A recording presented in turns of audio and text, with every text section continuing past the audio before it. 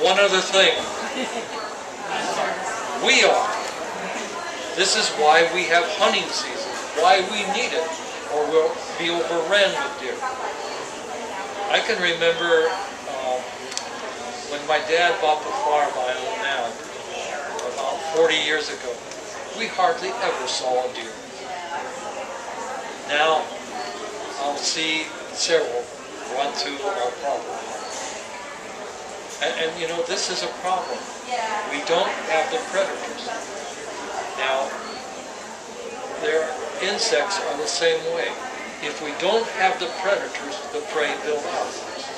And one of the best ways to keep predators is to make sure you have prey.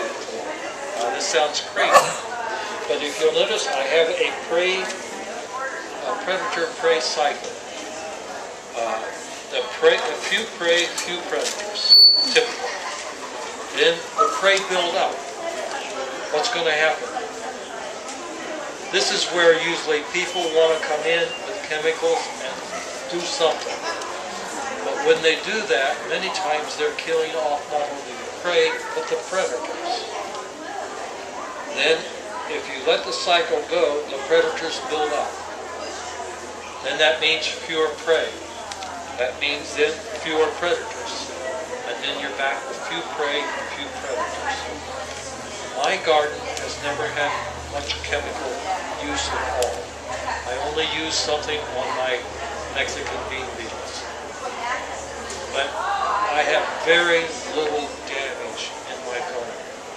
My shade garden, my sun garden, my vegetable garden, outside of the bean beetles. So basically, predators are important to you.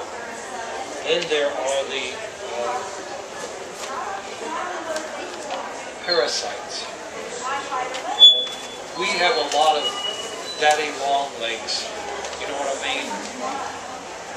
If you take a look at some of them have little bumps on their legs. Many times those are parasites. Now, these parasites will get on an insect and start sucking the juices out of it, the life out of it. Now, they usually don't kill unless there's a lot of them on there. But basically, what they do is they weaken them badly. And that means that other things such as disease, fungi, and stuff can come in and kill them. So parasites are important. And usually they're small enough that we don't see them. But they're there. Then there are the pathogens. How many of you use BT? That is a bacteria. And basically, Wilson sells it here. I'm sure it don't. And there are several different kinds for specific insects.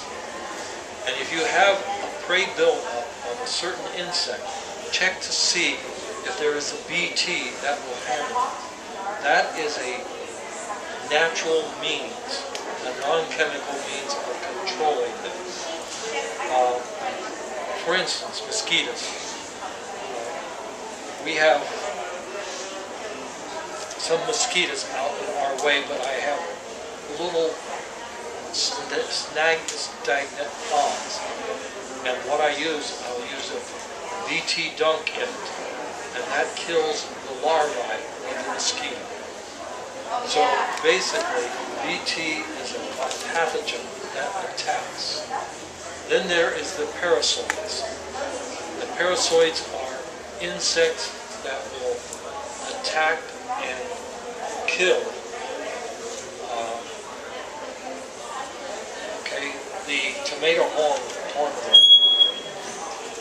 This last picture, see those white things? That's your parasite. Basically, that is a little tiny wasp that has come along and with an ovipositor has laid eggs on or in the caterpillar. The larvae from the egg, as it hatches, will burrow into that and begin eating the inside of that caterpillar. Sounds really gross. And eventually, a caterpillar will go through a couple, 3, 4 instars, and will come out and spin a cocoon. And that cocoon is what you're seeing there. It's pupating and is turning, the larva is turning into a loss. So those are what parasites do. They kill by eating the larva inside the host.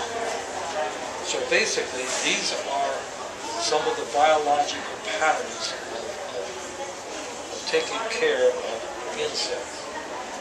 And then we come to the chemical part.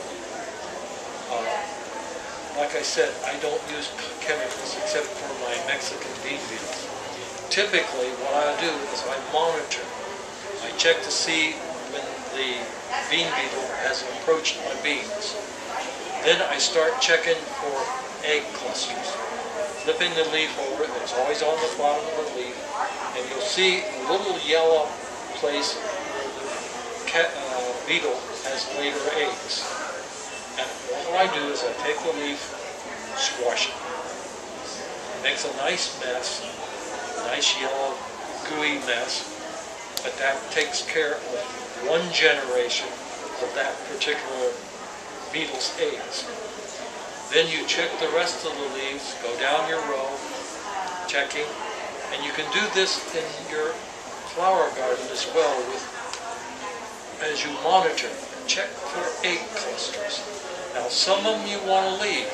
Here again, this is where you've got to know your insect. If you see an egg on a stalk with a little egg at the top, leave that one. That's a good guy. And you want that around. Usually I think katydids do that. So basically then, that just spooked me. And then when I come to the larvae and the adults of the Mexican bean beetle, I usually have a jar, soapy water, just flop them in, and that takes care of it. Now sometimes they get out of hand because I haven't done it regularly, and that's when I will turn to chemicals. And usually you use the least toxic. What book do you recommend to see what's the good ones to leave and what's the bad ones to give? Like you were mentioning the caterpillar or something. Okay, there's several. And I have several, and each one is good for something, and right now I can't remember. Just look at the library. Yeah, check it for or will they say like leave for plants? Do they do insect books tell you? Are they garden companions? Some do, some don't. Here again, it's according to what the purpose of the handbook is. No bookstores around, is there, except in Granville? Or does Granville still have it? You might want to check with the owner and see if she can find some good ones. Or, as you say, the public library. But also I want to tell you to take a look at the 10 health plant. A healthy plant resists insects. And this is what you need. Compost dug in, mulching, all the other things that you've got to take care of your soil life.